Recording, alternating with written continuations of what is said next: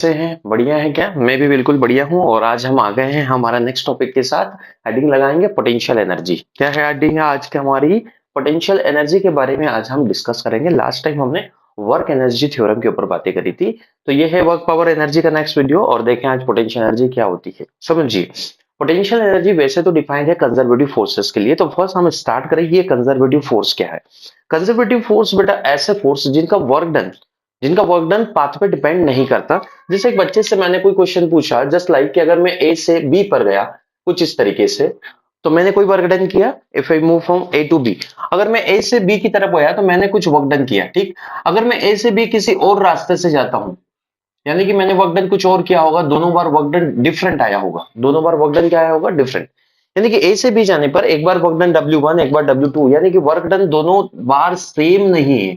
दोनों बार work done के साथ सेम नहीं है।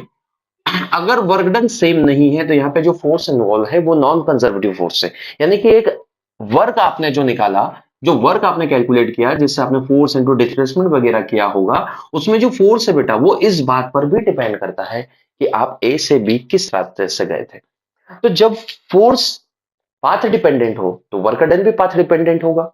वर्क डन कैसा होगा? Path dependent. जैसे इसका आंसर तुम्हें यहां पे मिल जाएगा कि अगर मैं ए से जाऊं बी और बी से वापस आऊं ए, तो मैंने एक राउंड ट्रिप लगाई। मैं ए से कहां गया? बी पर, और बी से वापस कहां आया? ए पर। मैंने बच्चे से पूछा चलो वर्क डन निकालो, तो बच्चे ने वर्क डन निकाला, सर वर्क डन जीरो आया।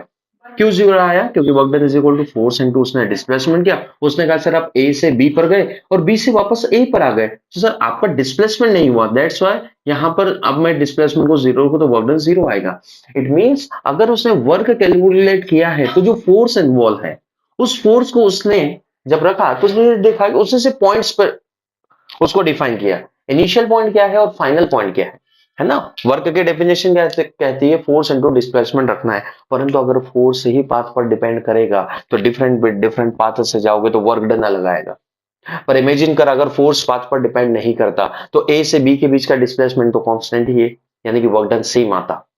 वर्क डन कैसा था? सेम। तो यहां पर उसका आंसर आएगा जीरो। बट आप खुद से पूछिए, क्या रियली में वर्क डन जीरो होगा?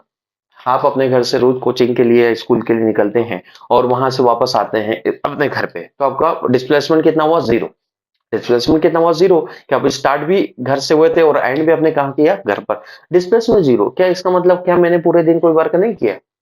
ये ऐसा ही कि कोई व्यक्ति अपनी बाइक लेके ए से बी के घर जाता है और बी से वापस ए के घर आता है और वो सोचता है कि उसकी बाइक में कोई पेट्रोल कंजप्शन नहीं हुआ होगा, पेट्रोल जला ही नहीं होगा क्योंकि डिस्प्लेसमेंट नहीं हुआ और वर्क डन नहीं हुआ। भाई वर्क डन नहीं हुआ, इसका मतलब अगर आप सोचे क्या उसकी गाड़ी में पेट्रोल नहीं जला? उसकी गाड़ी में पेट्रोल जला है। वहां पे जो वर्क हुआ है वो वर्क डिपेंड करता है पाथ पर। वो फ्रिक्शन फोर्स है। Friction force is a non conservative force जिसका वर्क डन पाथ पर डिपेंड करता है। और कंजर्वेटिव फोर्स वो फोर्सेस है जिनका वर्क डन पाथ पर डिपेंड नहीं करता। तो राउंड ट्रिप में अगर वर्क डन जीरो है, इसका मतलब वहां पर आपने जो फोर्स रखा है वो फोर्स कंजर्वेटिव है। एक बात को धीरे धीरे से हमें प्रैक्टिस करके याद करना होगा कि कंजर्वेटिव फोर्स और नॉन कंजर्वेटिव फोर्स में क्या है। तो मैं यहां पर आपको एक चीज बता दूं कि जब आप पोटेंशियल एनर्जी को सीखे तो पहले तो कंजर्वेटिव फोर्स को सीख लेना है। कंजर्वेटिव फोर्स क्या है? छोटी सी डेफिनेशन याद रखिए, work done independent to path. Work done अगर पाथ पे डिपेंड नहीं करता, इंडिपेंडेंट टू पाथ, तो वहां पर जो फोर्स है वो कंजर्वेटिव फोर्स है। और नॉन कंजर्वेटिव को जस्ट वाइस वर्स कर देना है कि नॉन कंजर्वेटिव फोर्स क्या है। नॉन कंजर्वेटिव फोर्स क्या है?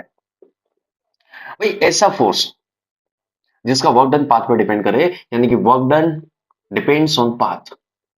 डिपेंड्स ऑन पाथ, इस बात को जरा ध्यान से सुने। मैंने ये रेड क्यों लिखा है, ध्यान से सुनिए। वर्क डन अगर पाथ पर डिपेंड करेगा तो एक पॉइंट से दूसरे पॉइंट तक अलग अलग रास्ते से जाएंगे तो वर्क डिफरेंट आएगा। लेकिन अगर वर्क डन पाथ पर डिपेंड नहीं करे तो आप एक पॉइंट से दूसरे पॉइंट पर किसी भी रास्ते से जाएं, किसी भी रास्ते से जाइए, क्या वर्क डन सेम आएगा? यस। यानी कि work done independent to path होना चाहिए। अगर वर्क डन इंडिपेंडेंट पाथ है तो हम दो चीजें डिफाइन कर सकते हैं कहीं पर। यहीं से पोटेंशियल एनर्जी का कॉन्सेप्ट आपको समझ में आएगा कि अगर मैं कहीं कोई पॉइंट है ए और कोई पॉइंट है बी और मैं जाने के लिए दो अलग अलग रास्ते सेलेक्ट करूं, इस तरीके से मैं ए से बी पर गया। सोच, ए से बी पर गया तो यहां से गया तो वर्क अलग होगा, यहां से गया तो वर्क अलग होगा अगर वर्क पाथ पर डिपेंड करेगा तो। लेकिन अगर वर्क पाथ पर डिपेंड ही नहीं करेगा तो ए और बी के बीच जो वर्क डन हुआ होगा, जो इनिशियल और फाइनल पॉइंट है वो सेम रहेगा। यानी कि मुझे कुछ ऐसी चीज डिफाइन करना है जो इनिशियल और फाइनल पॉइंट्स पे डिपेंड करती हो। ऐसी कोई चीज डिफाइन करना है जो इनिशियल और फाइनल पॉइंट पे डिपेंड करती हो, पाथ पर डिपेंड ना करे। तो हम कॉन्सेप्ट लेकर आए पोटेंशियल एनर्जी का। पोटेंशियल एनर्जी क्या है? एक्चुअली में एक ऐसी एनर्जी, जैसे डेफिनेशन की क्या कहती है, ऐसी एनर्जी जो किसी बॉडी के शेप में चेंज करने से आ जाए, just like a spring. Spring को खींच दो, शेप चेंज किया, पोटेंशियल एनर्जी आ गई। कोई रबर कॉम्प्रेस कर दो, इसको बोलते हैं इलास्टिक पोटेंशियल एनर्जी। मान लो कोई ऑब्जेक्ट है जिसको मैंने अर्थ से कुछ ऊपर रख दिया, कुछ ऊपर, अर्थ से आप कुछ ऊपर ले गए। एक्चुअली में आप किसी चीज को जब ऊपर ले जा रहे हैं तो आप कुछ तो वर्क कर रहे हैं, और वो वर्क उसमें एनर्जी के फॉर्म में स्टोर्ड हो रहा है। तो पोटेंशियल एनर्जी जो बेसिकली स्टोर्ड एनर्जी। अब ये स्टोर्ड एनर्जी क्या है? एक्चुअल ऐसा सोचिए कि किसी सिस्टम को बनाने में, यहाँ पे मैं वर्ड यूज कर रहा हूँ सिस्टम। सिस्टम यानी कि यहाँ पर ये ऑब्जेक्ट और ये जहां से स्टार्ट हुआ अर्थ, जैसे मैं अर्थ से ऊपर ले गया, तो अर्थ और ये ऑब्जेक्ट, ये दोनों एक सिस्टम है। पोटेंशियल एनर्जी सिस्टम की ही डिफाइन करी जाती है, किसी एक पॉइंट की डिफाइन नहीं करी जाएगी। जस्ट लाइक एग्जांपल में सोचो कि मास कितनी हाइट पर है, तुम हाइट तक नहीं बता सकते जब तक इसकी हाइट ली कहां से गई है। यानी कि आपको मैं बोलूं कि ग्राउंड से लेना है तो आप इसके हाइट बता पाएंगे कि सर ये ग्राउंड से एच हाइट पर है। अगर सोच ग्राउंड ही नहीं है तो आप हाइट कैसे डिफाइन करोगे? इसलिए पोटेंशियल एनर्जी किसी एक पॉइंट की डिफाइंड नहीं है, पोटेंशियल एनर्जी सिस्टम की डिफाइंड है। या पोटेंशियल एनर्जी वो एनर्जी है जिसने उस सिस्टम को बनाया है। पोटेंशियल एनर्जी वो एनर्जी है जिसने उस सिस्टम को बनाया है। तो ए से बी जाने में जो वर्क डन है, अगर वो पाथ से इंडिपेंडेंट हो, तो ये वर्क डन कंजर्वेटिव फोर्स का होता है। वर्क डन किसका होता है बेटा? कंजर्वेटिव फोर्स का वर्क डन होता है, जो पाथ पर डिपेंड नहीं करता। वहां पे फोर्स कंजर्वेटिव है, यानी कि वर्क डन पाथ पर डिपेंड नहीं करता। पोटेंशियल एनर्जी से stored energy, elastic potential energy का नाम आप सुने होंगे, ग्रेविटेशनल पोटेंशियल एनर्जी का नाम हम सुनेंगे, हम इलेक्ट्रोस्टैटिक पोटेंशियल एनर्जी का नाम सुनेंगे। एक्चुअली में पोटेंशियल एनर्जी सिर्फ और सिर्फ उन्हीं फोर्सेस के लिए ही तुम लिख पाओगे जिनका वर्क डन पाथ पर डिपेंड नहीं करता। यानी कि हम पोटेंशियल एनर्जी सिर्फ कंजर्वेटिव फोर्सेस के लिए लिख पाएंगे। इसलिए आप तीन ही तरीके की पोटेंशियल एनर्जी को ज्यादातर हमारे सिलेबस में हमारे पास है। First one is the elastic potential energy. Elastic potential energy, या इसे हम बोलेंगे स्प्रिंग पोटेंशियल एनर्जी, कुछ इसी तरीके से है। स्प्रिंग पोटेंशियल एनर्जी मतलब बेटा, स्प्रिंग में जो वर्क है, जो फोर्स है, वो फोर्स कैसा होना चाहिए? कंजर्वेटिव फोर्स है। Elastic potential energy, spring potential energy. दूसरा gravitational potential energy. Third one is हम पढ़ेंगे electrostatic potential energy, electric potential energy. Electric potential energy में जो इलेक्ट्रिक फोर्स है बेटा, इलेक्ट्रिक फोर्स वो एक कंजर्वेटिव फोर्स का एग्जांपल है, उसका वर्क डन पाथ पर डिपेंड नहीं करता। ग्रेविटेशनल पोटेंशियल एनर्जी में हमारा जो ग्रेविटेशनल फोर्स है बच्चे, उसका वर्क डन भी पाथ पर डिपेंड नहीं करता। स्प्रिंग पोटेंशियल एनर्जी में जो हमारा स्प्रिंग फोर्स है बच्चे, उसका वर्क डन भी पाथ पर डिपेंड नहीं करता। तो मोटा मोटा मुझे ये चीज पता चल गई है कि पोटेंशियल एनर्जी सिस्टम की डिफाइन करी जाएगी। पोटेंशियल एनर्जी के लिए हमेशा हमें दो पॉइंट्स देंगे, जिसमें एक इनिशियल पॉइंट होगा, एक फाइनल पॉइंट होगा। आप कहीं पर पोटेंशियल एनर्जी तब बता पाएंगे जब आपको कहीं की पोटेंशियल एनर्जी पहले से पता हो, में भी आप उसे जीरो एज्यूम करेंगे। दूसरा, पोटेंशियल एनर्जी सिर्फ कंजर्वेटिव फोर्सेस के लिए डिफाइन करी जा सकती है, यानी कि हम gravitational potential energy, elastic potential energy, या फिर हम स्प्रिंग पोटेंशियल एनर्जी की बात करेंगे। पोटेंशियल एनर्जी फ्रिक्शन फोर्स के लिए डिफाइन नहीं करी जा सकती। इससे नॉन कंजर्वेटिव फोर्स क्या है? Friction force. यहाँ पर देख, ए से बी जाएगा, बी से ए आएगा, ये जरूरी नहीं कि जितना जाते समय तूने वर्क किया आते समय भी सेम वर्क हुआ होगा, क्योंकि वर्क पाथ पर डिपेंड करेगा यदि वहां फोर्स फ्रिक्शन है। ए से बी किसी और रास्ते से गया, बी से ए किसी और रास्ते से आया, फ्रिक्शन अलग अलग है, तो वर्क डन अलग अलग होगा। जो भी ज्यादातर ऐसे फोर्सेस जो जो वेलोसिटी पे डिपेंड करते हैं, जैसे एयर ड्रैग, एयर ड्रैग है ना, जो ड्रैग फोर्स है, वो भी एक तरीके के नॉन कंजर्वेटिव फोर्सेस के कैटेगरी में आते हैं। तो पोटेंशियल एनर्जी का हमारा शुरुआत कहां से हमें करना चाहिए? हमें पोटेंशियल एनर्जी के लिए पहले कंजर्वेटिव नॉन कंजर्वेटिव फोर्सेस को डिफाइन करना होगा। और नॉन कंजर्वेटिव और कंजर्वेटिव फोर्सेस एक बार मुझे समझ में आ जाए तो मुझे पता चल गया कि पोटेंशियल एनर्जी सिर्फ मैं कंजर्वेटिव फोर्सेस के लिए ही लिख सकता हूं, यानी कि ऐसा फोर्स जिसका वर्क डन पाथ पे डिपेंड ना करे, उसी के लिए तुम पोटेंशियल एनर्जी को लिख सकते हो। Energy due to shape, size या ओरिएंटेशन या कॉन्फ़िगरेशन या सिस्टम को बनाने के लिए में जो वर्क होता है, वही वर्क उसमें एनर्जी के फॉर्म में स्टोर्ड है ना। किसी एक पॉइंट पर, जैसे मैं कहूं कि यहां से यहां तक जाने में इसमें पोटेंशियल एनर्जी में क्या चेंज आया, तो आप पोटेंशियल एनर्जी ए पॉइंट पर डिफाइन ही नहीं कर सकते जब तक कि आपको कहीं पे और पोटेंशियल एनर्जी पता ना हो। यानी कि पोटेंशियल एनर्जी डायरेक्ट डिफाइंड नहीं है, पोटेंशियल एनर्जी का चेंज डिफाइंड है। और वो कैसे डिफाइंड है बेटा? change in potential energy, change in potential energy is equal to change in potential energy is equal to negative of work done by conservative force। इस बात को बहुत अच्छे से याद करें। पोटेंशियल एनर्जी को हम यू से डिनोट करते हैं, तो पोटेंशियल एनर्जी का चेंज होगा negative of work done by conservative force के बराबर होगा। यानी कि आपको वर्क डन ही निकालना है, लेकिन हमें वर्क डन किसका निकालना है बेटा? कंजर्वेटिव फोर्स का वर्क डन निकालना है।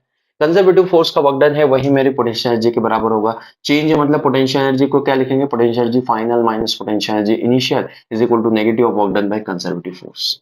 ये अलग अलग तरीके हैं इसको लिखने के, इस तरीके से लिखे जाते हैं। अगर चेंज बहुत छोटा हो तो हम पोटेंशियल एनर्जी को डी यू लिखते हैं, तो यहाँ पे वर्क डन लिखेंगे डी ओमेगा। मैं सी लिख रहा हूँ, सी कंजर्वेटिव फोर्स का ही वर्क डन लिखना है।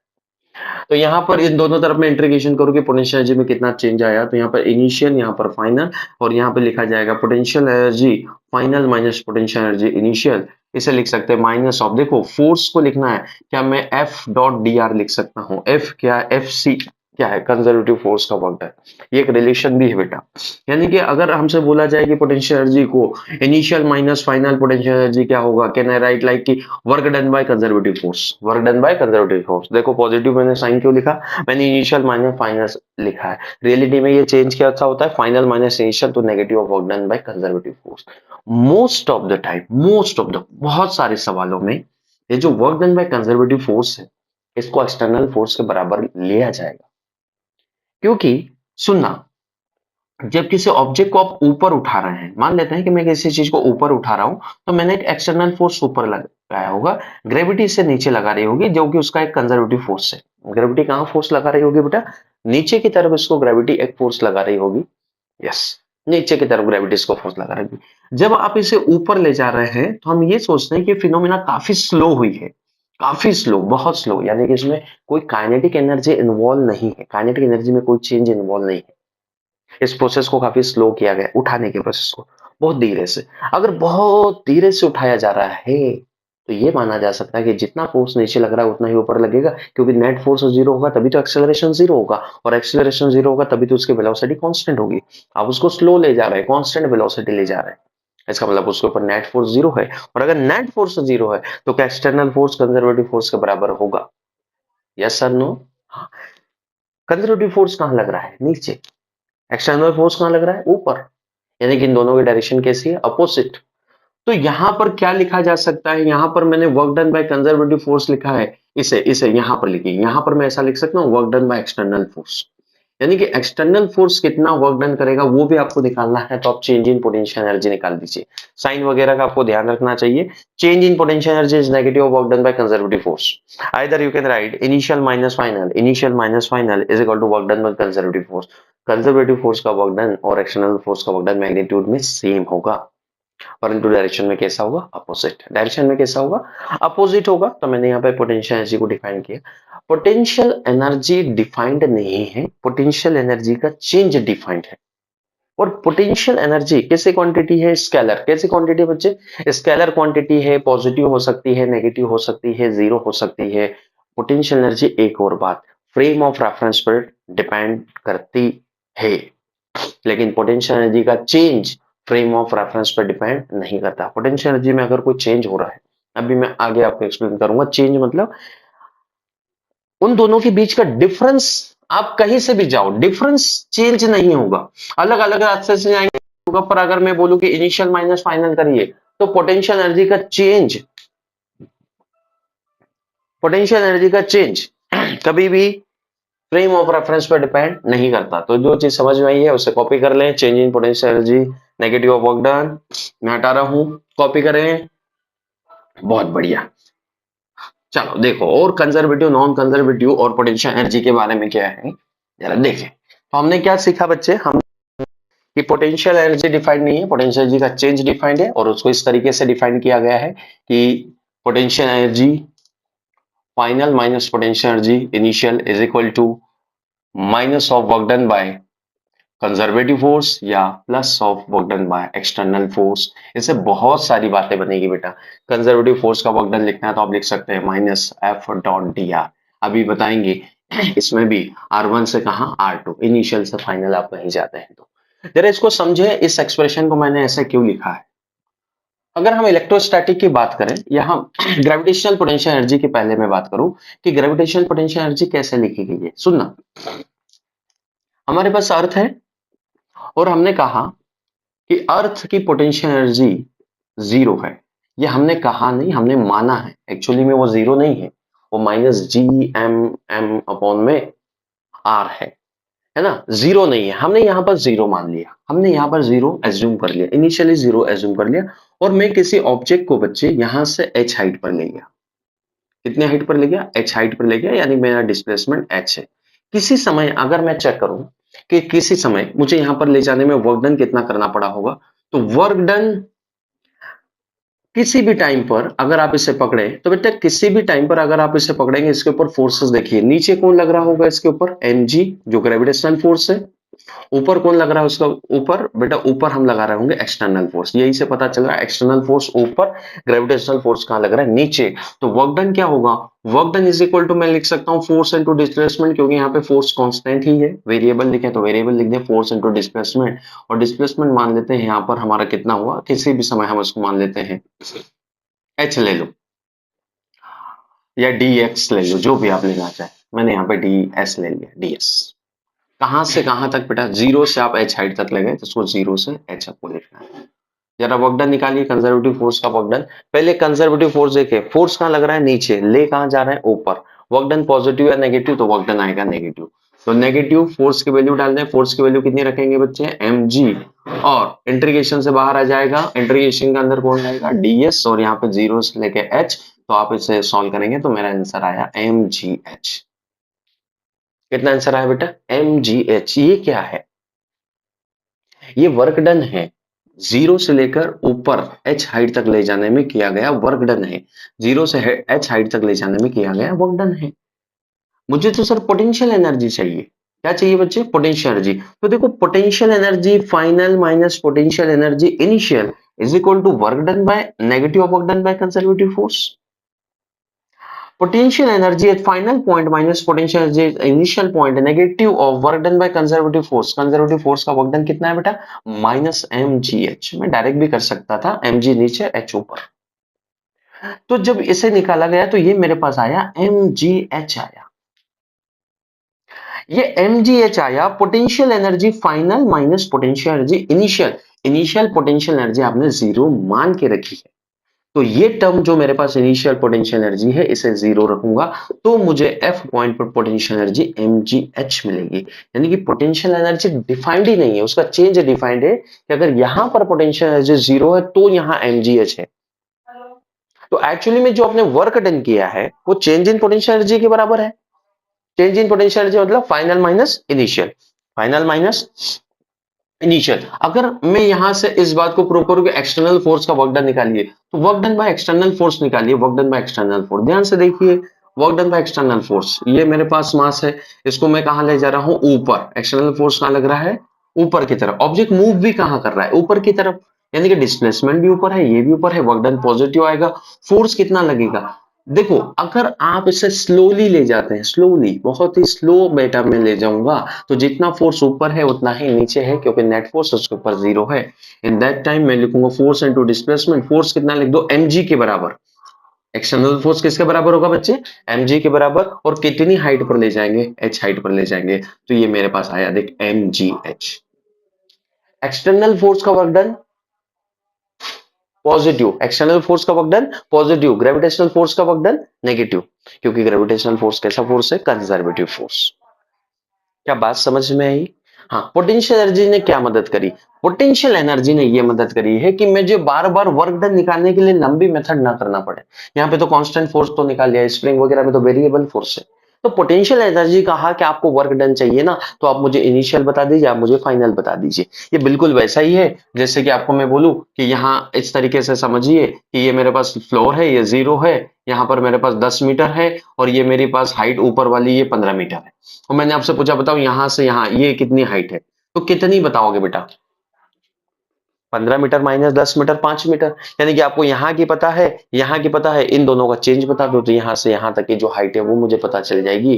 क्योंकि पोटेंशियल एनर्जी पॉइंट्स पे डिफाइन करने का एक बड़ा बेनिफिट ये है। क्या बात समझ में आई? अरे हाँ या ना, बहुत बढ़िया, बहुत अच्छा। चलो, तो अब फोर्स और पोटेंशियल एनर्जी का क्या क्या रिलेशन है, और स्प्रिंग पोटेंशियल एनर्जी क्या है, ग्रेविटेशनल पोटेंशियल एनर्जी क्या है, जरा दोनों को समझते हैं। पहले फोर्स और इसका क्या रिलेशन है, तो ये ऊपर रिलेशन दिखाई दे रहा है,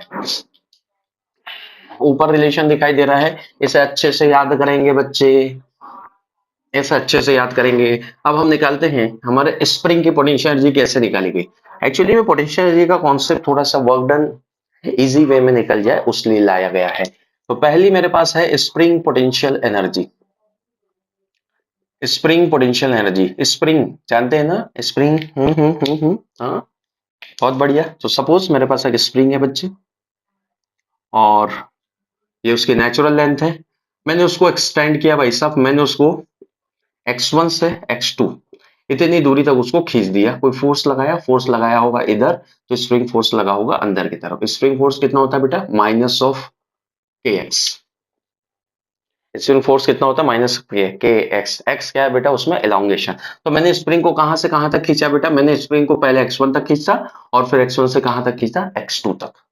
मुझे क्या निकालना है, मुझे निकालना है कि स्प्रिंग के अंदर पोटेंशियल एनर्जी कितनी आएगी।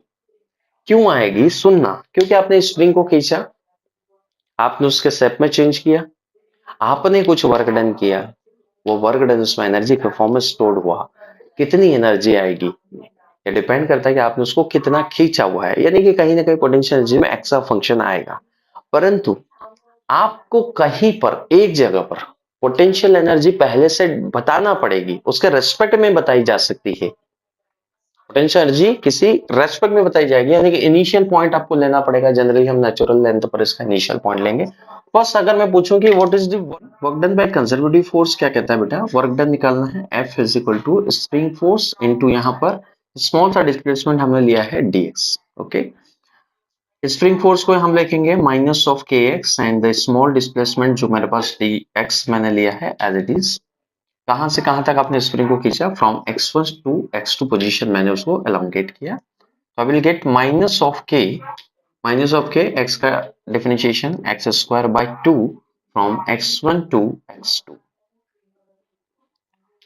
सो this is equal to minus of 1 by 2 k, bracket के अंदर बच्चे x2 का स्क्वायर माइनस x1 का square. This is the work done, this is work done, है ना, इतना मुझे वर्क डन था। मुझे कंजर्वेटिव फोर्स का वर्क डन मिल गया।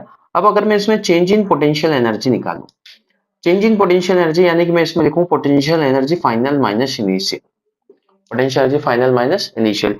यानी कि अगर मैं इसमें फाइनल पोजीशन देखूं तो x2 पर है, इनिशियल पोजीशन देखूं तो x1 पर है, ऐसा ही चेंज में निकालना चाहता हूं, जो कि negative of work done by conservative force आएगा।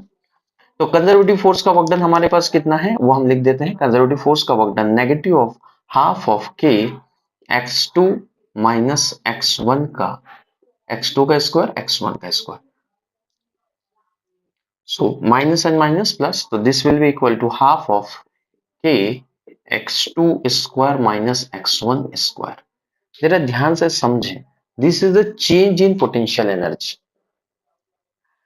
अगर कहीं पर इसकी इनिशियल पॉइंट, कहीं पर एक जगह पर इसकी पोटेंशियल एनर्जी जीरो मान लेते हैं कि ये जो x1 है यहां पर इसकी पोटेंशियल एनर्जी जीरो है।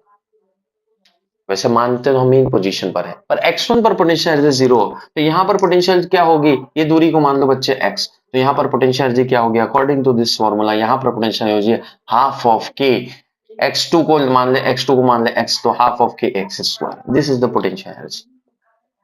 इफ, अब यहाँ पर क्या करेंगे, if u initial is zero, if u initial is zero, ये कहां पर जीरो है, यदि x1 नेचुरल लेंथ पर होता तो हम x1 की जगह जीरो रखते। तो चेंज इन पोटेंशियल एनर्जी यानी कि potential energy final minus potential energy initial is equal to half of k, यहां पर बच्चा x2 का स्क्वायर माइनस x1 का स्क्वायर, x1 का स्क्वायर। x1 की जगह हमने जीरो डाला, इसी पॉइंट पर हमने पोटेंशियल एनर्जी को जीरो माना, तो मेरे पास पोटेंशियल एनर्जी एक फाइनल पॉइंट कितनी आई, अगर मैं एलोंगेशन मान लू x2 को x के बराबर, तो half of k x square. This is the potential energy of spring.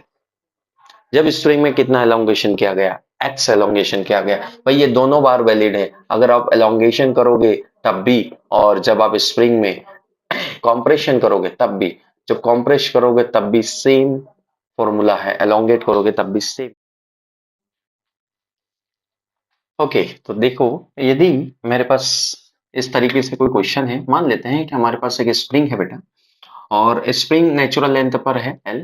पहले उस स्प्रिंग को मैंने 1 मीटर, और बाद में स्प्रिंग को मान लेते हैं 1 मीटर हो, यानी कि 2 मीटर तक। कहाँ से? यहाँ से पहले 1 मीटर तक उसे एलोंगेट किया, और फिर यहाँ से उसे 2 मीटर तक एलोंगेट किया, ठीक है।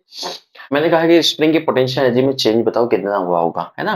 पोटेंशियल एनर्जी में चेंज, यानी कि स्प्रिंग को यहाँ से यहाँ तक पोटेंशियल एनर्जी में जो चेंज आया होगा वो मुझे निकालना है। स्प्रिंग की पोटेंशियल एनर्जी में चेंज का फॉर्मूला क्या लिखा है बच्चे? यहाँ पर जनरलाइज फॉर्मूला यूज करें, the spring potential energy, change in potential energy क्या होगा?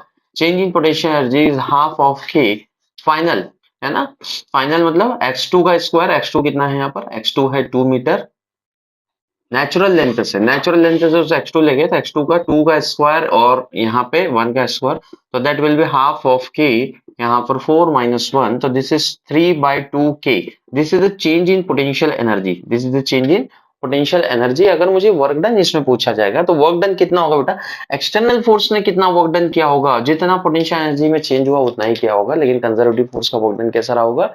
नेगेटिव। तो मैंने यहाँ पर चेंज इन पोटेंशियल एनर्जी निकाला। लेट से अगर मुझे यहाँ की पोटेंशियल एनर्जी दी होती कि इनिशियल पोटेंशियल एनर्जी, अगर के की वैल्यू कुछ डाल दिया जाए, लेट से इनिशियल पोटेंशियल एनर्जी 10 जूल है, तो what is the potential energy at 2 metre, है ना। जब उसे 2 मीटर तक आप खींचेंगे तो उसकी पोटेंशियल एनर्जी क्या होगी? तो क्या चेंज इन पोटेंशियल एनर्जी यानी कि फाइनल माइनस इनिशियल, इनिशियल की वैल्यू 10 जूल डाल देंगे, दिस इज 3/2k। तो मुझे उस पॉइंट पर पोटेंशियल एनर्जी पता चल जाएगी। तो पोटेंशियल एनर्जी का कॉन्सेप्ट जनरली हमें इस बात से बचाता है कि हमें बार बार इंटीग्रेशन ना करना पड़े। इसको देखो और मैं कैसे आसान कर देता हूं, बार बार इंटीग्रेशन ना करना पड़े। हमें वर्क निकालना है तो हम चेंज इन पोटेंशियल एनर्जी निकाल दें, हमें work done by conservative force निकालना है तो हम चेंज इन पोटेंशियल एनर्जी निकाल दें। तो फिर से एक स्प्रिंग का क्वेश्चन।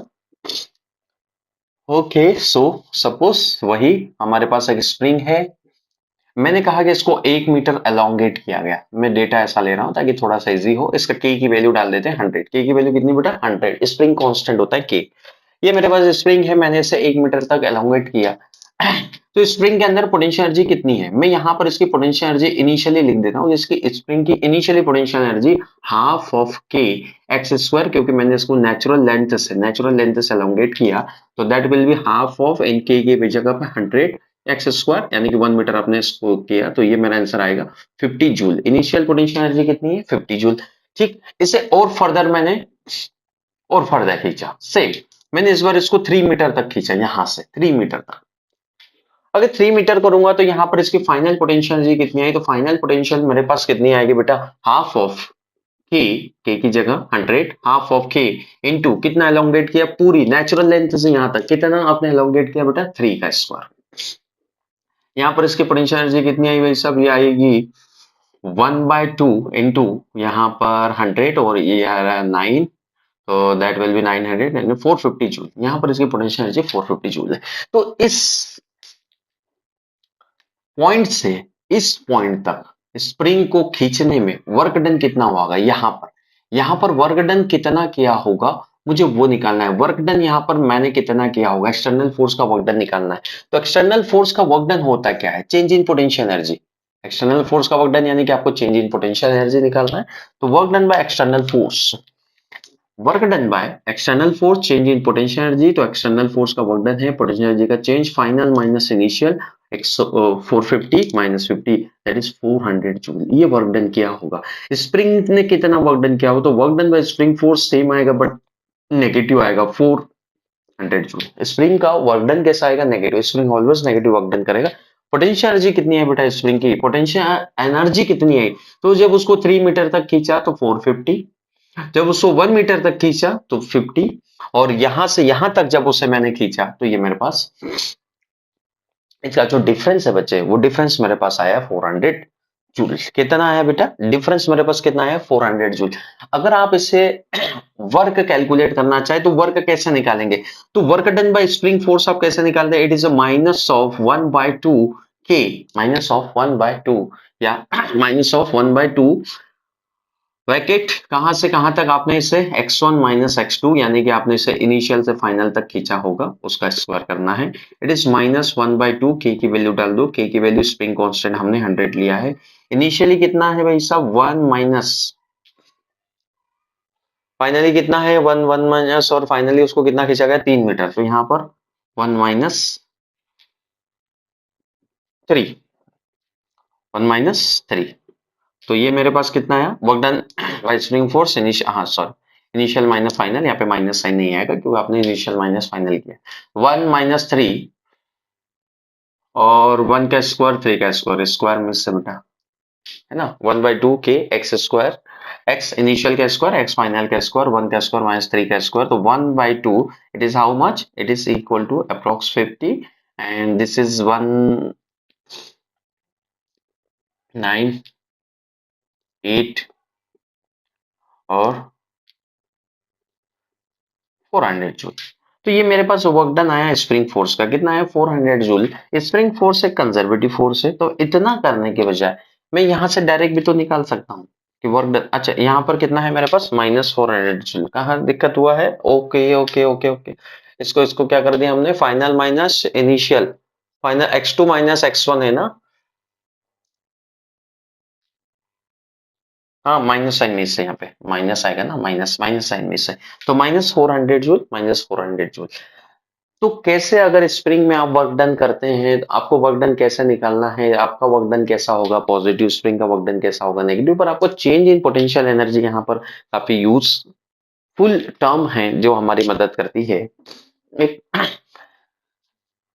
इस तरीके से आप potential energy of any spring लिख सकते हैं, जिसको इलेक्ट्रोस्टैटिक पोटेंशियल एनर्जी कहते हैं। एक क्वेश्चन और है मेरे पास, देखो उन्होंने कहा कि दो स्प्रिंग है आपके पास, दो स्प्रिंग है आपके पास, एक का स्प्रिंग कांस्टेंट K1 और दूसरे का स्प्रिंग कांस्टेंट K2, और इनका जो रेशियो है K1/K2 वो है बेटा 5/4, है ना। K1/K2 का रेशियो कितना दिया उन्होंने, 5/4 हमें दिया है, और हमसे पूछा है they are stretch by the same length, ये दोनों को सेम लेंथ के लिए स्ट्रेच किया गया, सेम लेंथ जितना इसे खींचा गया, मान लो नेचुरल लेंथ इसकी यहाँ पर है, इसकी भी यहाँ पर है, तो सेम लेंथ के लिए इसको भी खींचा गया और इसको भी खींचा, लेट से एक्स, एक्स इसको भी एलोंगेट किया गया बच्चे, और एक्स इसको भी एलोंगेट किया गया, दोनों को एक्स सेम लेंथ के लिए स्ट्रेच बाय सेम लेंथ, दोनों को सेम लेंथ के लिए इन्होंने स्ट्रेच किया है। तो एक स्प्रिंग में 25 जूल पोटेंशियल एनर्जी स्टोर होती है, एक में कितनी स्टोर होती है 25 जूल पोटेंशियल एनर्जी इस स्प्रिंग में, मान लेते हैं स्प्रिंग फर्स्ट है तो इसको U1, तो हमसे पूछा गया है कि सेकंड में कितनी पोटेंशियल एनर्जी स्टोर होगी, सेकंड में कितनी पोटेंशियल एनर्जी स्टोर होगी। दो स्प्रिंग है सेम लेंथ के लिए एलोंगेट किया गया है, पोटेंशियल एनर्जी सेम होगी क्या, सेम नहीं होगी बेटा, स्प्रिंग कांस्टेंट अलग अलग स्प्रिंग कांस्टेंट अलग अलग है, पर उनका रेशियो दिया हुआ है। तो क्या करें, पोटेंशियल एनर्जी ऑफ दोनों स्प्रिंग लिखना है, तो potential energy of first upon में potential energy of second spring लिखूं। पोटेंशियल एनर्जी क्या होती है बेटा, half of K1 x square, इसकी half of K1 x square क्योंकि इसको एक्स एलोंगेट किया गया, इसकी half of K2 x square क्योंकि इसको भी एक्स एलोंगेट किया गया, हाफ से हाफ गया, एक्स स्क्वायर से एक्स स्क्वायर गया, यहाँ पर आएगा K1/K2। Now put the value, K1/K2 की वैल्यू डाल दी, कितनी दी है उसने 5/4। यू इनिशियल मुझे दिया है, यू इनिशियल कितना है बच्चे 25 जूल, अगर एक स्प्रिंग की 25 जूल है तो दूसरे की कितनी होगी, इज इट इक्वल टू 5/4, 5/4, तो U2 इज इक्वल टू कितना हो जाएगा बेटा 5 से ये कितनी बार 5 टाइम्स 5 24, तो U2 is equal to 20 joule. दूसरे स्प्रिंग की पोटेंशियल एनर्जी कितनी होगी 20 जूल के पोटेंशियल एनर्जी होगी दूसरे स्प्रिंग में स्टोर। तो ये थी हमारी इलास्टिक पोटेंशियल एनर्जी। तो बेटा gravitational potential energy, gravitational potential energy when any object is move above the earth surface, किसी ऑब्जेक्ट को अगर अर्थ से थोड़ा ऊपर ले जाए तो उसके अंदर एक एनर्जी आ जाती है जिसको आप पोटेंशियल एनर्जी कहते हैं। पहले हम अर्थ को एज्यूम करें बेटा, अर्थ की यहाँ पर एक पॉइंट है ए, तो हम ए पॉइंट पर पोटेंशियल एनर्जी को पहले मान लेते हैं जीरो, ये माना गया है, एक्चुअली में यहाँ पोटेंशियल एनर्जी जीरो नहीं है, यहाँ पोटेंशियल एनर्जी जीरो नहीं है, ये हमने एज्यूम किया है कि यहाँ पे पोटेंशियल एनर्जी जीरो है ताकि हम इसकी एच हाइट पर पोटेंशियल एनर्जी लिख सके। तो मैं इसे कुछ ऊपर ले गया, लेट से यहाँ मैं कुछ हाइट पर ले गया, इसका मास m है, इसकी हाइट h है, तो मुझे तो पोटेंशियल एनर्जी लिखना है कि कितनी होगी तो पोटेंशियल एनर्जी इस पॉइंट पर मुझे चाहिए। पोटेंशियल एनर्जी लिखने के लिए आप पोटेंशियल एनर्जी तो नहीं लिख सकते, आप लिख सकते हैं change in potential energy which is equal to negative work done by conservative force. यहाँ पे वर्क डन निकालिए बेटा, कंजर्वेटिव फोर्स का वर्क डन जब आप ऊपर ले जाएंगे तो कंजर्वेटिव फोर्स कौन लगेगा, ग्रेविटी। कहाँ लग रहा होगा, नीचे। कहाँ लग रहा होगा बेटा, नीचे। जा कहाँ रहा है, ऊपर की तरफ। यानी कि यहाँ पे जो वर्क डन मेरे पास आएगा, work done by conservative force कितना आएगा, यहाँ पर आप लिखेंगे minus of work done minus of mg into displacement कितना हुआ, h। अरे हाँ, ध्यान से समझो। Potential energy, work done mg into h पर जरा ध्यान से देखो, क्या वर्क डन नेगेटिव आएगा, क्योंकि mg कहाँ लगेगा, नीचे। अब ले कहाँ जा रहे हैं, ऊपर। Force and displacement are opposite to each other, that's why हम यहाँ पे क्या लिखेंगे, ये माइनस साइन तो फॉर्मूले का है बेटा। वर्क डन है तो कंजर्वेटिव फोर्स mgh, तो this is equal to mgh। रुकना जरा, ये पोटेंशियल एनर्जी का चेंज आया है, यहाँ पर पोटेंशियल एनर्जी नहीं है। एक्चुअली में this is the potential energy at final minus potential energy is initial, और you can write mgh। Now आपने क्या कहा, आपने यहाँ पर पोटेंशियल एनर्जी जीरो एज्यूम करी है, यहाँ पर जीरो एक्चुअली में नहीं है। यहाँ पर तो कुछ और होती है ना, अर्थ सरफेस पर पोटेंशियल एनर्जी। जब हम ग्रेविटेशन चैप्टर पढ़ेंगे तब पढ़ेंगे, पोटेंशियल एनर्जी होती है minus G M M upon में R. This is the potential energy on the surface of earth, पर मैंने यहाँ पर जीरो मानी, तो this term potential energy at final point minus zero is equal to M G and H. तो potential energy at final point is equal to M G H. तो this is the potential energy at height. और ये क्यों आई, क्योंकि आप इस object को ऊपर ले गए, ऊपर ले गए तो आपने वर्क किया तो इसके अंदर एक एनर्जी स्टोर हो गई, जिसको आपने ग्रेविटेशनल पोटेंशियल एनर्जी के नाम से जाना। परंतु ये फॉर्मूला तब तक सही है बेटा जब तक आप बहुत ज्यादा हाइट पर ना ले जाए, क्योंकि हम जानते हैं अगर बहुत ज्यादा हाइट पर ले जाएंगे तो जी में वेरिएशन है, तो हम जी को अप्रोक्स यहाँ पर कांस्टेंट लेके चल रहे हैं, जो कि नियर द सरफेस लगभग कांस्टेंट होता है, पर वेरिएशन होता है जी में, हाइट पे जाने पर ये डिक्रीज होता है। तो जब बहुत ज्यादा चेंजेस हो, बहुत ज्यादा चेंजेस हो, तब हम ये फॉर्मूला यूज नहीं कर सकते। तो पोटेंशियल एनर्जी यहाँ पर mgh कब है, जब यहाँ पर पोटेंशियल एनर्जी कितनी है, जीरो। इसको अगर मैं ऐसे समझाऊं कि आप ऐसा मान लीजिए बच्चे कि आपके पास तीन लेवल है। मान लेते हैं कि आपके पास यहाँ से जमीन से h हाइट पर एक कोई ऑब्जेक्ट, एक हाइट h है और दूसरी हाइट आपके पास बच्चे h2 है। एक हाइट आपके पास h है, दूसरी हाइट आपकी h2 है। यहां पर आपने जीरो मानी, यहां पर आपने पोटेंशियल एनर्जी इनिशियली जीरो मान ली है। क्या मान ली है, जीरो। इनिशियली जीरो मान ली, तो यहाँ पोटेंशियल एनर्जी आप क्या लिखोगे, mg। हाइट देखो कितनी बच्चे, h1। यहां पर mg h1, हाइट कितनी, h1। यहां पर कितनी लिखोगे, तो जब इसके रिस्पेक्ट में यहाँ पोटेंशियल एनर्जी आप लिखोगे तो इसके रिस्पेक्ट में पोटेंशियल एनर्जी होगी mg h2, है ना, इसके रिस्पेक्ट में। यानी कि ये जो आप लिख रहे हैं चेंज इन पोटेंशियल एनर्जी, इसको आप फाइनल तब कहेंगे जब आपका इनिशियल ये रहा हो, जब आपका इनिशियल ये रहा हो। मैंने यहाँ पर जीरो मानी, तो यहाँ पे मेरे पास mgh2। एक्चुअली में यहां से यहां तक जाने में जो वर्क हुआ होगा वो mgh है। अगर यहाँ जीरो है तो that work will be stored in form of potential energy. अब किसी ने सोचा सर मैं तो यहां से यहां जाता हूँ, पोटेंशियल एनर्जी बताइए। तो यहाँ पर हाइट देखिए बच्चा, हाइट कितनी है, यहाँ पर हाइट कितनी है। अगर इस हाइट को आप मापेंगे तो ये हाइट कितनी निकलेगी बच्चे, h2 माइनस h1, और इससे मल्टीप्लाई कर दो mg। तो this is the potential energy mg h2 minus h1 from this point. अगर ये मेरा इनिशियल पॉइंट है और ये मेरा फाइनल पॉइंट है। अब यहाँ पर चेंज इन पोटेंशियल एनर्जी निकाल कर देखो कितनी होगी, इस जगह पर change in potential energy final minus initial, तो ये मेरे पास आएगा फाइनली कितनी है बच्चे, mgh2 माइनस इनिशियली कितनी है बेटा, mgh1। अगर यहां से देखा जाए तो mgh2 mgh1, तो that will be equal to mgh2 minus h1, h2 minus h1, this is the change in potential energy.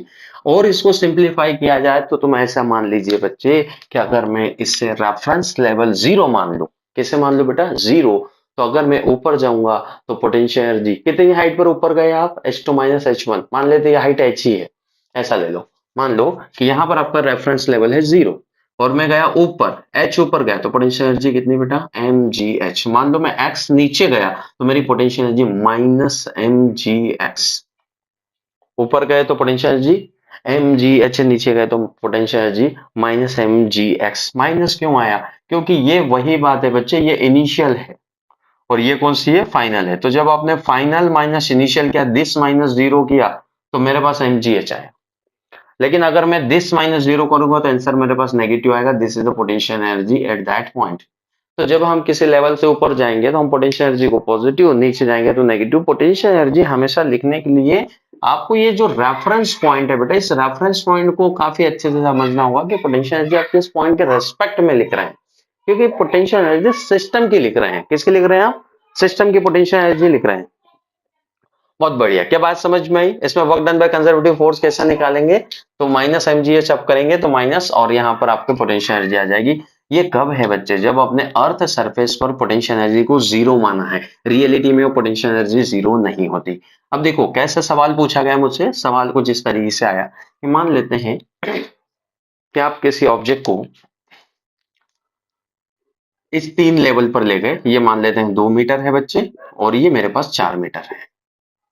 ये पूरी दूरी 4 मीटर है। यहाँ पर एक मास है, मास मान लेते हैं 10 केजी का एक मास है। 10 केजी का मेरे पास एक मास है बच्चे, और 10 केजी को मास को मैं 3 पॉइंट बना देता हूँ। यहाँ पर ए, यहाँ पर बी, और यहाँ पर सी। तो मैंने कहा कि मेरे पास एक 10 केजी का मास है, इतना बड़ा, उसे मुझे 2 मीटर की हाइट पर ले जाना है। कितना वर्क डन करना पड़ेगा? कितना वर्क डन करना पड़ेगा? तो वर्क डन आपको पता है कैसे निकलेगा? Work done is equal to force into displacement, फिर एम जी इंटू 2 करेंगे। वर्क डन निकालने के लिए हम एक काम करते हैं कि हम तीनों जगह पर उसकी पोटेंशियल एनर्जी लिख देते हैं। यहाँ पर पोटेंशियल एनर्जी हम ले लेते हैं जीरो, क्योंकि उसकी हाइट जीरो है, ये हमने एज्यूम करी। तो यहाँ पर कितनी पोटेंशियल एनर्जी? यहाँ पर पोटेंशियल एनर्जी होगी बेटा 10 एम जी की वैल्यू 10, एम जी एच की वैल्यू 2। यहाँ पर पोटेंशियल एनर्जी कितनी आई? 100 100, और यहाँ पर 200 जूल। यहाँ पर पोटेंशियल एनर्जी उसकी 200 जूल है। यहाँ पर पोटेंशियल एनर्जी कितनी है? तो यहां से यहां तक ले जाने में जो वर्क डन करेंगे वही उसमें पोटेंशियल एनर्जी होगी। तो उसका मास एम, जी की वैल्यू जी, एच की वैल्यू डाल दो। इस बार कितना ऊपर ले गए? 4 मीटर। तो यहाँ पर कितना आ गया बेटा? 400 जूल। इसका मतलब यदि मैं ए से बी पर ले जाऊं, यदि मैं ए से बी पर ले जाऊं तो मुझे वर्क डन करना पड़ेगा 200 जूल का। यदि मैं ए से सी पर ले जाऊं तो मुझे वर्क डन करना पड़ेगा 400 जूल का। यदि मैं बी से सी पर ले जाऊं, यदि मैं यहां से यहां जाना चाहता हूं, तो आप बस चेंज इन पोटेंशियल एनर्जी निकाल दीजिए कितना है। तो 400 माइनस 200 का 200 जूल। तो यहां से यहां जाने पर वर्क डन कितना आएगा? 200 जूल। अब ये वर्क डन कैसे निकाला? तो वर्क डन जरा यहाँ पे देखो कितनी, ये कितनी दूरी है बच्चे? This is 2 metre and this whole distance is 4 metre. तो 4 मीटर माइनस 2 मीटर, क्या दिस इज द 2 मीटर? तो वर्क डन ऐसे भी तो निकाल सकते हैं। Work done is equal to M g into कितना बच्चे? 2 मीटर है। m की वैल्यू कितनी है? 10 के जी। g की वैल्यू हमने कहा है 10 ले लो। क्या 10 इंटू 10 क्या 200 जूल आ जाएगा? वर्क डन फिर भी कितना आएगा? 200 जूल। अगर इसी जगह कोई ऐसा होता है कि एक मास नीचे की तरफ है और मैं मान लेता कि वो नीचे 1 मीटर है या कुछ और, हाँ 1 मीटर है, 1 मीटर नीचे उसको ले गए रेफरेंस लेवल से, बताओ यहाँ पर उसकी पोटेंशियल एनर्जी क्या होगी? यहाँ पर उसकी पोटेंशियल एनर्जी क्या होगी? तो आप इसे लिखेंगे माइनस एम जी, और कितना नीचे ले गए वो दूरी, तो हम लिख देते हैं minus m. Minus m g क्यों लिखा? क्योंकि लेवल से कहाँ गए? नीचे। लेवल से आप कहाँ गए हैं? नीचे। या चेंज इन पोटेंशियल एनर्जी निकालो, चेंज इन पोटेंशियल एनर्जी निकालो, चेंज इन पोटेंशियल एनर्जी निकालो और नेगेटिव ऑफ वर्क डन करो। यानी कि वर्क डन निकाली। यहाँ पे वर्क डन कितना हुआ ध्यान से सुनना। मैं कहाँ लेके आया बेटा इसको? नीचे। ग्रेविटेशनल फोर्स भी कहाँ लग रहा था? नीचे। और ऑब्जेक्ट डिस्प्लेस भी कहाँ हुआ बच्चे? नीचे। यानी कि इस बार वर्क डन आएगा पॉजिटिव। वर्क डन क्या होता है? Force into displacement, force into displacement. ये आया मेरे पास। अब ये मेरे पास पोटेंशियल एनर्जी, यहाँ पर एक पॉइंट को नाम दे देता हूं, यहाँ पर ए बी सी, यहाँ पर नाम दे देता हूं एक्स। ये है potential energy at x point minus potential energy at A point. This is the change ना, which is equal to M G H, which is equal to M G H. Now मुझे potential energy x x point चाहिए, तो potential energy x point क्या होगी मेरे पास? देखें, okay तो change in potential energy क्या आएगा? क्या आएगा? नेगेटिव ऑफ वर्क डन, यहाँ पर एक नेगेटिव साइन होना चाहिए। Negative of work done by conservative force, change in potential energy is equal to negative work done by conservative force.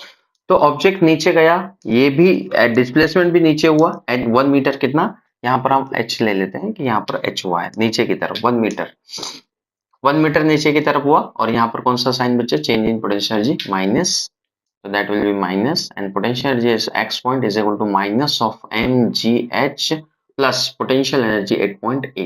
तो A पॉइंट पर पोटेंशियल एनर्जी हमारी कितनी है, A पॉइंट पर हमारी पोटेंशियल एनर्जी ऑलरेडी हमने क्या ज्यूम करके रखी, 0, तो इस पॉइंट पर पोटेंशियल एनर्जी होगी माइनस mgh। कितनी पोटेंशियल एनर्जी आएगी बच्चे, माइनस mgh पोटेंशियल एनर्जी आएगी।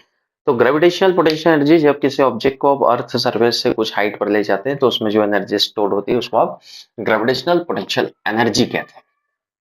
और पोटेंशियल एनर्जी का डिफरेंस किसके बराबर है, पोटेंशियल एनर्जी का डिफरेंस बराबर है बेटा negative of work done conservative force and positive work done by external force. अब एक रिलेशन यहाँ पर है, जिस रिलेशन को हम समझे, वो रिलेशन क्या है, ये फोर्स और पोटेंशियल एनर्जी के बीच में क्या रिलेशन है ना, यहाँ पर लिखा हुआ आपको दिखाई दे रहा है कि change in potential energy is equal to minus of, यहाँ पर ये हमारा कंजर्वेटिव फोर्स है, कौन सा फोर्स है बच्चे, कंजर्वेटिव फोर्स। क्या रिलेशन है इसके बीच में, ध्यान से सुनिएगा। अगर मैं पोटेंशियल एनर्जी का चेंज लिखता हूं तो मैंने कहा कि it is a negative of work done by conservative force, तो देन आई राइट कि कंजर्वेटिव फोर्स है, फोर्स का वर्क डन लिखना है तो फोर्स कंजर्वेटिव इनटू यहां पर मैंने लिखा dr, this is change in potential energy. अगर टोटल निकालना है तो उसको इंटीग्रेट करेंगे इनिशियल से लेके फाइनल तक, ठीक है, इनिशियल से लेके फाइनल तक नेगेटिव वर्क डन। और यहां पर डिस्प्लेसमेंट कहां से लेंगे, r1 से लेके r2 तक, r1 से लेके r2 तक, बहुत बढ़िया। इसको हम कहते हैं चेंज इन पोटेंशियल एनर्जी, और इसको हमने लिखा minus of integration of F dr from r1 to r2। Potential energy वही स्केलर क्वांटिटी है और फोर्स वेक्टर क्वांटिटी है, तो ये कैसे निकाला गया, पोटेंशियल एनर्जी कैसी क्वांटिटी है, स्केलर, फोर्स कैसी क्वांटिटी है, वेक्टर। तो sir change in potential energy यानी कि वर्क डन निकालूंगा और उसको डिफरेंशिएट करूंगा तो क्या मुझे पोटेंशियल एनर्जी मिल जाएगी। हम पोटेंशियल एनर्जी को चेंज को यहाँ पर अप्रोक्स हम पोटेंशियल एनर्जी इनिशियल पॉइंट 0 मान लेते हैं तो यू, तो पोटेंशियल एनर्जी इसके बराबर होती है। क्या पोटेंशियल एनर्जी मिल जाएगी, पोटेंशियल एनर्जी मिलेगी पर वो आर का फंक्शन होगी। जरा समझना है इस बात को, ऐसा समझो कि अगर मैंने कहा कि D U is equal to minus of D omega C, तो also we can write D U is equal to minus of F dot D R. Conservative force, कौन सा फोर्स, कंजर्वेटिव फोर्स। अगर फोर्स कांस्टेंट है तो ऐसा लिखा जा सकता है, यानी कि यहां से F C is equal to लिखा जा सकता है minus of d U by d are.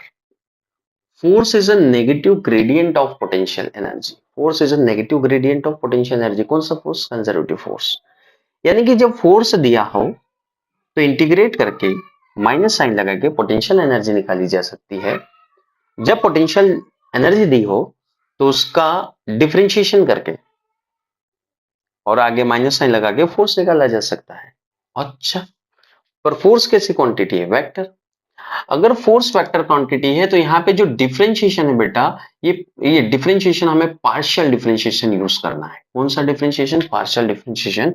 यानी कि अगर वेक्टर फॉर्म में इस फॉर्मूले को देखा जाए तो आप फोर्स का अगर एक्स कंपोनेंट निकालते हैं तो आपको पोटेंशियल एनर्जी को पार्शियल डिफरेंशिएट करना पड़ेगा विथ रिस्पेक्ट टू एक्स, जहां पर हम वाई और जेड को एज अ कांस्टेंट प्रेडिक्ट करेंगे। अगर 3D में देखें तो अगर फोर्स का मुझे y कंपोनेंट निकालना है तो मुझे पोटेंशियल एनर्जी को पार्शियल डिफरेंशिएट करना पड़ेगा विथ रिस्पेक्ट टू y, जहां पर x और z को हम कांस्टेंट एज्यूम करेंगे। और यदि मुझे फोर्स का z कंपोनेंट निकालना है तो पार्शियल डिफरेंशिएशन किया जाएगा पोटेंशियल एनर्जी का विथ रिस्पेक्ट टू z किया जाएगा, और जहां पर x और y को कांस्टेंट एज्यूम किया जाएगा, तब जाके मुझे फोर्स का x, y और z कंपोनेंट मिलेगा। इसका मतलब अगर हम फोर्स चाहते हैं तो हमें क्या करना पड़ेगा, फोर्स का x कंपोनेंट i के प्लस फोर्स का y कंपोनेंट j के प्लस फोर्स का z कंपोनेंट k के पार्शियल डिफरेंशिएशन करना है। किसको, पोटेंशियल एनर्जी को। कैसा लिखा जाए, फोर्स इज इक्वल टू क्या होता है, तो force is equal to minus of del by del r U x लिखा है। तो मैं इसे कैसे लिखूंगा, देखना फोर्स को क्या लिखा जा सकता है, नेगेटिव ब्रैकेट के अंदर del by del x of U i cap plus del by del y of U j cap plus del by del z of U k cap. इस तरीके से मुझे फोर्स मिलेगा 3D में। इसको बोलते हैं force is equal to negative gradient या डाइवर्जेंस ऑफ पोटेंशियल एनर्जी, ऐसे आप उसे बोल सकते हैं डी आर। और इसको पार्शियली आपको डिफरेंशिएट करना पड़ेगा, d U by d r इसे लिखा जाएगा। पार्शियली डिफरेंशिएट आपको उसको करना चाहिए फोर्स लेने के लिए, यानी कि पोटेंशियल एनर्जी को डिफरेंशिएशन से फोर्स निकाला जा सकता है। और फोर्स का इंटीग्रेशन करके पोटेंशियल एनर्जी निकाली जा सकती है। तो पोटेंशियल एनर्जी निकालना है तो फोर्स का इंटीग्रेशन कैसे करोगे, फोर्स का इंटीग्रेशन करेंगे भाई सब तीनों के रिस्पेक्ट में, यानी कि फोर्स अगर एक्स डायरेक्शन का दिया है तो लिमिट रखी जाएगी x1 से x2 और इसको dx, तो ये पोटेंशियल एनर्जी एक्स डायरेक्शन में कैलकुलेट हो जाएगी। अरे हाँ या ना, माइनस साइन तो चलेगा ही चलेगा। फिर अगर वाई डायरेक्शन में पोटेंशियल एनर्जी चाहिए तो फिर से इंटीग्रेशन किया जाए फोर्स का वाई वाले कंपोनेंट का, कहां से कहां तक बेटा, यहां पर हम y1 से y2 तक इसको डिफरेंशिएट करें, माइनस फोर्स का z कंपोनेंट चाहिए तो इंटीग्रेशन करेंगे, सॉरी यहाँ पे माइनस, इंटीग्रेशन करेंगे बेटा z1 से z2 तक और यहाँ पर इसका dz कंपोनेंट आपको लेना होगा। ये है मेरी पोटेंशियल एनर्जी 3D में, और ये है बच्चे मेरा फोर्स 3D में, यानी कि पोटेंशियल एनर्जी से फोर्स और फोर्स से पोटेंशियल एनर्जी कैलकुलेट करी जा सकती है। लेट्स एग्जांपल, अगर मैं आपसे कहता हूं कहीं पर बेटा कि मेरे पास पोटेंशियल एनर्जी है 2x प्लस 1, कितनी पोटेंशियल एनर्जी, 2x प्लस 1, और मैंने कहा फाइंड फोर्स, मैंने आपसे कह दिया कि फाइंड फोर्स, तो फोर्स को कैसे कैलकुलेट करेंगे, फोर्स को कैसे कैलकुलेट किया जाएगा, फोर्स को कैलकुलेट कैसे करूं तो फोर्स इज इक्वल टू क्या है, फोर्स इज इक्वल टू, देखो यहाँ पर फोर्स इज इक्वल टू है minus of del by del x, यहाँ पर क्योंकि y और z नहीं है सिर्फ x है, minus del by del x, और यहाँ पर लिखा जाएगा 2x प्लस 1। और जब आप इसे डिफरेंशिएट करेंगे ये कौन सा कंपोनेंट आएगा, पहले तो x डायरेक्शन की पोटेंशियल एनर्जी है तो y का, यहाँ पर फोर्स का x कंपोनेंट आ रहा है, तो this will be equal to, differentiation कर दो, इसका आंसर आएगा -2, इसका तो 0 हो गया, -2 I cap, this is the force.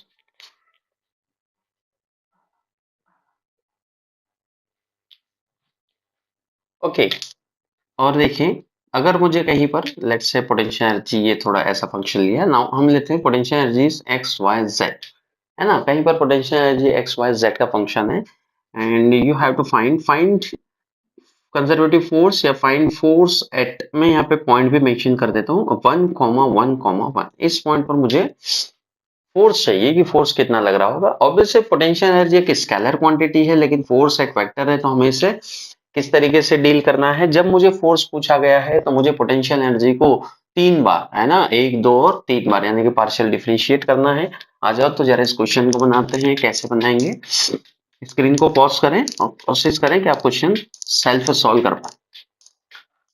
Now तो हमें चाहिए बच्चा फोर्स, तो फोर्स हम जानते हैं फोर्स क्या होगा, तो force is a negative of del U by del R, del U by del R, और ये del U by del R मतलब minus of del by del x, अगर फोर्स एक्स डायरेक्शन का चाहिए तो यहाँ पर लिखेंगे डेल बाय डेल एक्स के रिस्पेक्ट में, this is I cap, minus del U by del Y J cap, minus del U by del Z K cap. ये मेरे पास फोर्स के अलग अलग कंपोनेंट्स आएंगे, यहां से मुझे फोर्स का एक्स कंपोनेंट, यहाँ से वाई और यहाँ से जेड कंपोनेंट मिलेगा। तो नाउ स्टार्ट करें, यानी कि पहले मुझे एक्स कंपोनेंट फोर्स का चाहिए, तो मुझे डेल बाय डेल एक्स करना है एक्स वाई जेड को I cap, del by del Y करना है एक्स वाई जेड को J cap, and del by del Z मुझे करना है एक्स वाई जेड और के कैप। ठीक है, मैं वेक्टरली फॉर्म में लिखता जा रहा हूं क्योंकि फोर्स वेक्टर ही आएगा। यहाँ पर x के रिस्पेक्ट में करिए तो x is a variable, y और z कांस्टेंट होंगे, तो this is minus of y z i cap, minus of यहाँ पर y के रिस्पेक्ट में कर रहे हैं तो x और z कांस्टेंट हो गए, तो इसका x and z J cap, and minus यहाँ पर यदि आप z के रिस्पेक्ट में करेंगे तो z is a variable, y and z are as it is constant.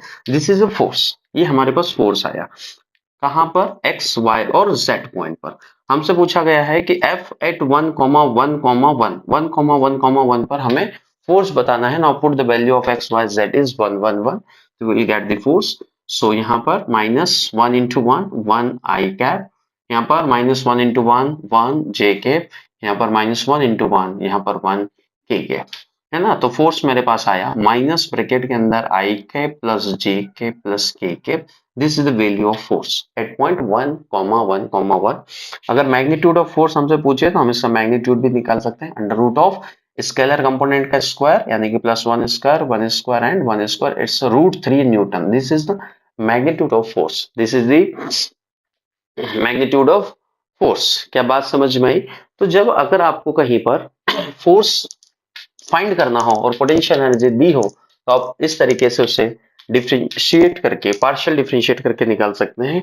एक और सवाल देखिए कि मैंने, मान लेते हैं कि मुझे वर्क डन निकालना है, work done by the conservative force निकालना है। कोई चीजें जो ए से लेके बी तक गई है ना, ए से लेके बी तक गई है, आपको work done by conservative force, यानी कि यहाँ पर ये मान लीजिए कि ए से बी तक जाने में, ए से बी तक जाने में उसने वर्क किया 10 जूल का, ऐसा मान लो ए से बी तक जाने में उसने वर्क कितना किया बेटा, 10 जूल का। अगर उसके यहाँ पर कहीं पोटेंशियल एनर्जी, लेट से ए पर उसकी पोटेंशियल एनर्जी दी हुई हो 5 जूल, तो बताओ वहां पर कितनी होगी, वहां पर इसकी पोटेंशियल एनर्जी कितनी होगी। कोई बॉडी है जो ए से बी तक मूव करी और उसको वर्क हुआ बच्चे, जो कंजर्वेटिव फोर्स ने वर्क डन किया वो 10 जूल किया, तो बताओ बी पर पोटेंशियल एनर्जी क्या होगी, what is the potential energy at point B. तो हम क्या करें यहाँ पर, देखो हमें ये पता है कि चेंज इन पोटेंशियल एनर्जी, तो हम जानते ही हैं चेंज इन पोटेंशियल एनर्जी किसके बराबर होगी, negative of work done by conservative force. और चेंज इन पोटेंशियल एनर्जी यानी कि यहां पर देखा जाए तो potential energy at B minus potential energy A minus work done by conservative force. तो work done by conservative force यानी कि यहाँ पर ए बी कोई कंजर्वेटिव फोर्स रहा होगा, तो work done by A to B कितना है बच्चे, 10 जूल। तो मैंने यहाँ पर लिखा 10 जूल। वर्क डन कितना, ये गिवन है कंजर्वेटिव फोर्स का वर्क डन, ये कंजर्वेटिव फोर्स का ही तो वर्क डन है जो 10 जूल है। और मुझे ए पर पोटेंशियल एनर्जी पता है तो बी पर बताई जा सकती है, U B is equal to, यहाँ पर आप ये माइनस को अंदर भेजे तो -10 और इस माइनस को उधर ले जाएंगे तो प्लस, और कितनी दी हुई है बेटा 15, तो यहाँ पर कितना आ जाएगा माइनस का 5 joule. This is the potential energy at B point. B point पर पोटेंशियल एनर्जी कितना है, माइनस का 5 जूल। देखो इन दोनों के बीच का डिफरेंस 10 है। वैसे यहाँ पर आप सोचे 15 भी लिखा जा, यहाँ पर 15 भी लिखा जा सकता है तब भी 10 आएगा, पर मुझे वर्क डन गिवन है 10 जूल और मुझे यहाँ की पोटेंशियल एनर्जी बताना है, तो पोटेंशियल एनर्जी कितनी आएगी बच्चे, माइनस का 5 जूल आएगा। तो जिस प्रकार अगर आपको पोटेंशियल एनर्जी दी है तो आप फोर्स फाइंड कर सकते हैं वहां पर वैल्यू डाल के। ओके।